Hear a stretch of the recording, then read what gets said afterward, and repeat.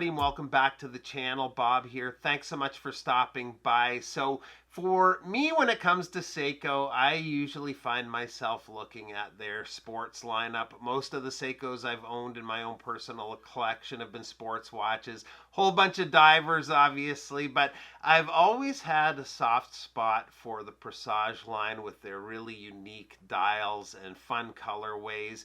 The watch we're looking at today, the SPB043, is a little bit more subdued. It's toned down. It still has a unique dial, but in more of an elegant way versus some of the flashier ones that are out there.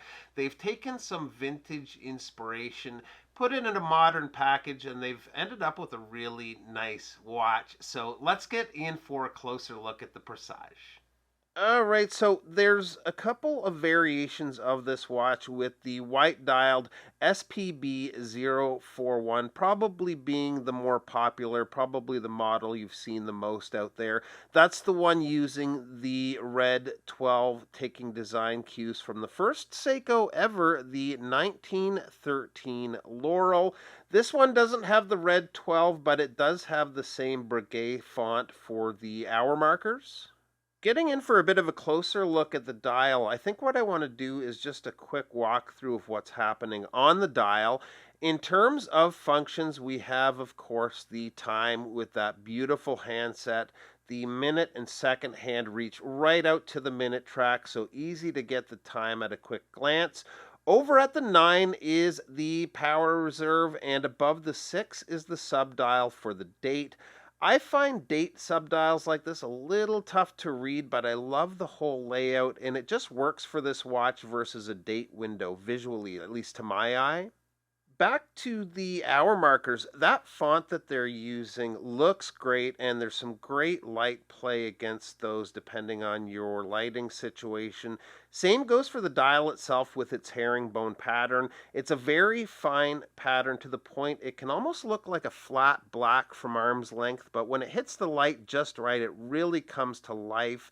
Other than the date that's a little tricky to read, I think for me they totally knocked it out of the park with this dial. The case is a simple design, but with some nice touches.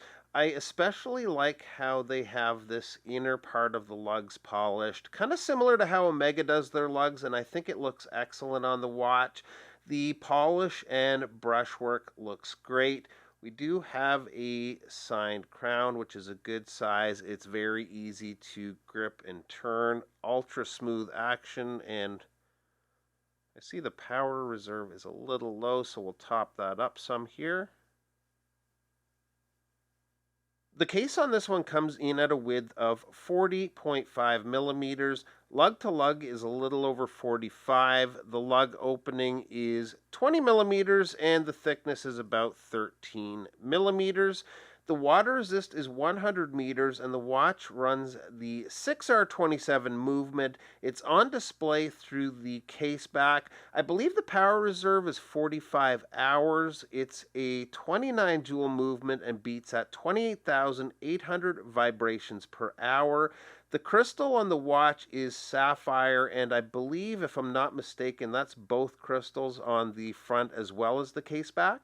The bracelet is quite nice, which isn't always the case with Seiko, but it's got a solid build and pairs perfectly with the watch. This would go very well on leather too, but the bracelet works excellent for it. The clasp is signed, and it's got tight tolerances. There's no big gaps like we sometimes see on Seiko clasps. If we open it up here, they are using milled steel. So overall, a well put together bracelet and clasp. On my 7¼ inch wrist, I think it wears really well. It is sized a tiny bit too tight for me right now, but I was able to get the clasp closed to give you an idea on my wrist size. And I love the watch. I love the dial layout. I love the case design. It's just a really well done watch.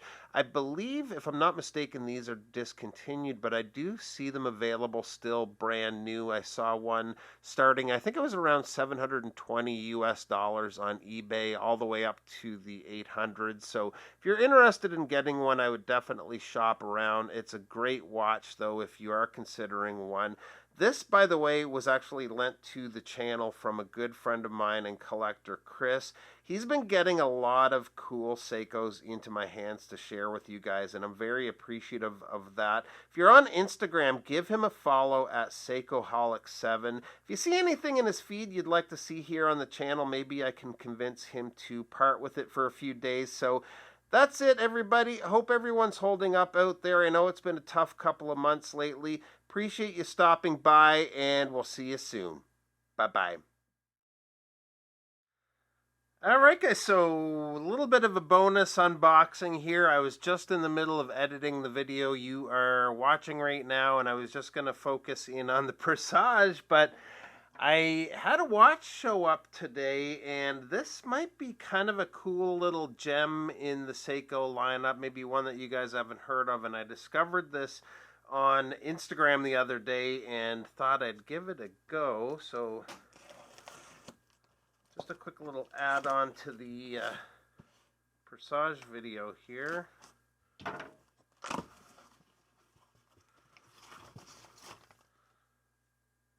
bit of paperwork there.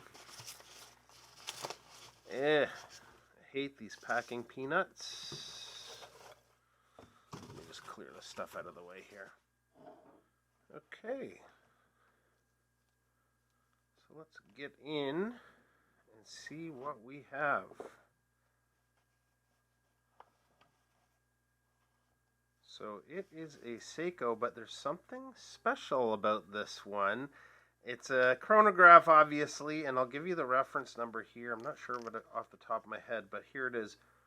SSB043P1.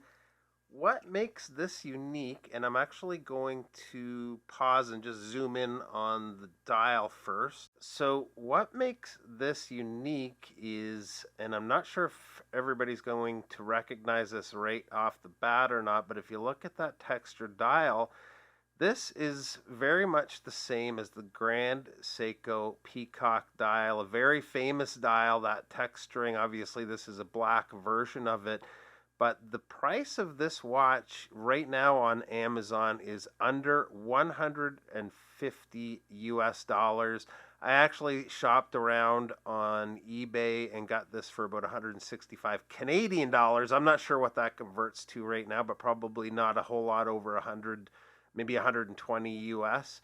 And it is gorgeous. Size-wise, I'm guessing this is going to be a 42 millimeter, but the dial is beautiful. The whole watch itself is actually really nice. The bracelet seems nice. Looks like probably just a stamped clasp there, but still at the cost of under 150 US dollars to have a dial like that. That is absolutely gorgeous. Yeah. This is a nice little gem in the Seiko collection, and I just love have little finds kind of like this, but beautiful watch. I will definitely come back with a full video on this, but I just wanted to show you guys really quick. There's still some gems to be had out there that are affordable. I know a lot of people aren't crazy with the way Seiko's going with their pricing lately, but you can still have some good finds. So that's it, guys. Appreciate it. Thanks so much.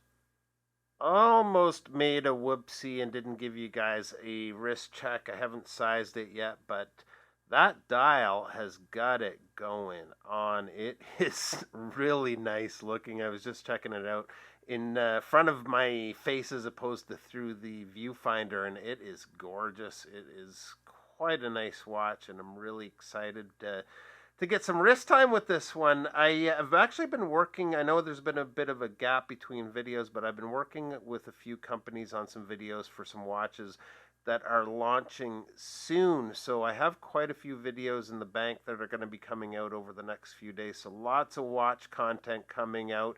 Thanks again, and appreciate you guys stopping by. Bye-bye.